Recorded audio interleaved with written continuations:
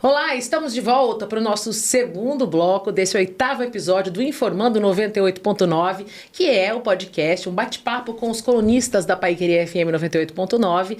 E hoje eu estou batendo papo com a Natasha Storch, que é advogada trabalhista, e o nosso papo hoje é sobre PJ. Você que perdeu o primeiro bloco, não se apavore, depois você acompanha esse bate-papo no nosso canal no YouTube, no Facebook, e também depois vai para o Spotify. Vou conversar então agora, boa tarde, boa noite de novo, voltamos. A gente falou um pouquinho das vantagens e desvantagens de ser um PJ. Agora a gente fala acidente de trabalho, porque isso todo mundo tá passível, né? Indo para o trabalho, voltando dentro do trabalho. E aí, sim, eu sou um PJ, né?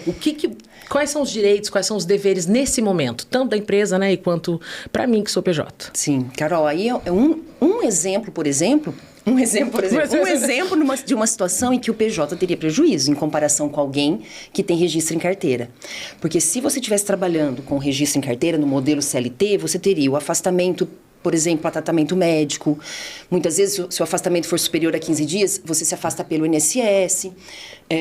Você vai ter, tem o direito, se o afastamento for superior a 15 dias, tem o direito à estabilidade no emprego, que é aquele período de 12 meses em que o contrato não pode ser rescindido. Então, o trabalhador sai, tem o benefício pelo INSS, quando ele retorna, ele tem que ficar 12 meses sem rescisão imotivada, rescisão sem justa causa. Tá. Então, isso é uma tranquilidade, é uma segurança para o trabalhador. Já no modelo PJ, não existe essa estabilidade pós-acidente. Uhum. Se ele estiver contribuindo para o INSS, ele tem a condição de segurado, ele consegue o auxílio-doença, por exemplo. Então, por isso que é importante, a gente falou no primeiro bloco, de contribuir com carnezinho e pagar todo mês, ter esse controle. Uhum. Porque imagina, se você é um PJ e você deixa de fazer esses seus recolhimentos e sofre um acidente, você não vai ter a condição de segurado pro INSS te dar o auxílio-doença. E nesse caso, nem mesmo um acidente na rua, um acidente fora de ser... Não levando em consideração um acidente de trabalho, qualquer tipo de qualquer acidente. tipo. Então, tem tudo a ver com o que nós falamos no primeiro bloco. É muito importante quem trabalha como PJ ter essa responsabilidade de fazer os recolhimentos, os pagamentos todos os meses. Então, se não fizer e sofrer um acidente, você fica em total desamparo, certo? Fora a estabilidade, que quem tem a PJ, ela não vai ter esse direito, porque esse direito ele é do trabalhador empregado, quem trabalha numa relação de emprego com registro em carteira. Então, fica também como outro ponto importante para ser avaliado no momento de escolher como trabalhar. Quero o modelo PJ ou quero o modelo CLT? Como a gente disse antes, tem vantagens e desvantagens. E isso pode ser colocado no contrato de trabalho? Não, né? Caberia. Que vai ter a estabilidade? Ou que assim, em casos de acidente de trabalho... Poderia, as partes têm essa liberdade para falar, olha, se houver acidente, o contratante, a empresa que está contratando, vai manter o pagamento do valor por 3 meses, por exemplo. Mas é raríssimo quem queira isso. Eu, por exemplo, nunca vi nenhum contrato que teve essa garantia. Por que que é difícil? Porque quem fizer isso como contratante, ele vai estar falando assim, opa, peraí, você está tratando essa pessoa como empregado. Eu já estou dando estou produzindo provas contra mim mesmo. Exatamente. Por isso que não é impossível, mas é raro acontecer, porque daí o contratante se vê numa situação um pouco mais frágil. Uhum. Então, eles vão optar por, você tem liberdade, você tem autonomia, se você sofrer um acidente, infelizmente, você tem que ter os seus recolhimentos para o INSS para ter o auxílio-doença. Não vai ter estabilidade. Eis aí mais um ponto para se pensar. Se vale a pena, né? Se eu prefiro arriscar, né? Nessa insegurança, né? De não estar, né? E aí entra mais aquela questão, né? Por exemplo, o funcionário, vamos imaginar, eu sou um PJ. Eu não tenho esse direito, né, dentro do acidente de trabalho, mas tem a CIPA lá na minha empresa. Uhum. E aí eu sou obrigada a participar, porque daí eu não sou um funcionário da empresa. Uhum. Eu não vou me beneficiar em certas coisas se eu tiver um acidente de trabalho, mas eu sou responsável? Sim, é uma pergunta muito importante. Como hoje esse modelo é muito comum, então tem muitas empresas de vários segmentos, inclusive indústrias, usando esse modelo de contratação PJ. Mas a lei ela é muito clara. Ela fala assim que na parte de segurança é obrigatório dar toda a segurança e assistência e proteção para esses prestadores por PJ também. Então, mesmo que eu não tenha ali, em parte da minha equipe, registrado como empregados, como carteira de trabalho anotada, eu sou, como empregadora, como dona do negócio, obrigada a fornecer os equipamentos de proteção individual, os EPIs, então óculos, luva, bota, aí a depender de cada atividade. Fornecer treinamentos na área de segurança.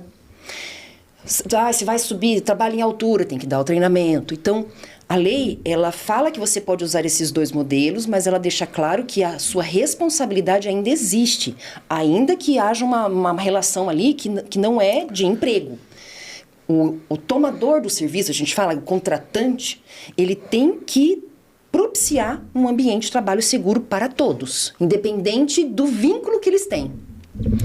Porque muitas vezes, né, até uma empresa terceirizada que está lá fazendo, né? Sim. Então, assim, se é minha empresa e eu vejo que ele está subindo uma altura lá no andame sem os equipamentos de segurança, eu vou falar, pô, peraí. Sim. Porque se ele cai, se ele sofre um acidente lá, é de minha responsabilidade, porque a empresa é minha. Sim. Então, seria mais ou menos essa mesma lei, né, para os funcionários dos PJs. A ideia é mais ou menos a mesma. Você não pode se esquivar da responsabilidade de manter o ambiente seguro, falando, não, é PJ, eu não preciso fazer mais nada. Porque senão, assim, a gente teria um caos, porque as empresas não investiriam mais na segurança do trabalho. E é realmente importante, porque nós estamos falando aqui de proteção da saúde, proteção da vida, da integridade física. Então, realmente é algo que não dá para negociar, não dá para deixar maleável.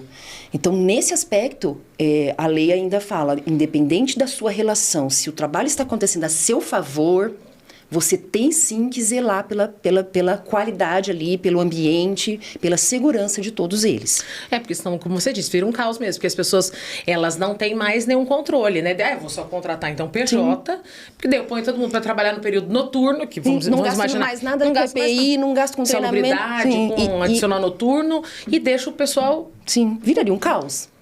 Então, isso não se permite. E a gente pensa muito, quando eu, né, no meu caso, penso muito PJ no sentido, um escritório, né? Mas tem isso dentro de grandes fábricas, tudo? Tem, muito. Muito. E não é uma exclusividade da nossa região aqui. É um modelo que realmente no Brasil está aumentando cada vez mais. Na verdade, nem é uma tendência nacional. A gente vê esse modelo de mais autonomia, mais liberdade, inclusive em outros países, mundo afora.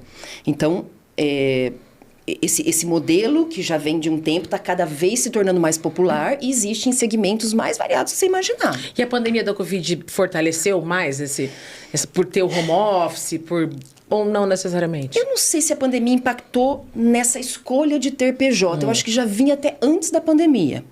Eu acho que esse modelo já vem sendo usado há uns bons anos, mas...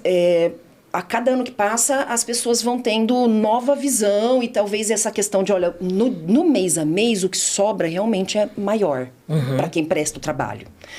Então, às vezes, desperta no próprio trabalhador, no próprio profissional, a vontade de ter um ganho maior mês a mês. Porém, tem o lado negativo, como a gente está ressaltando aqui.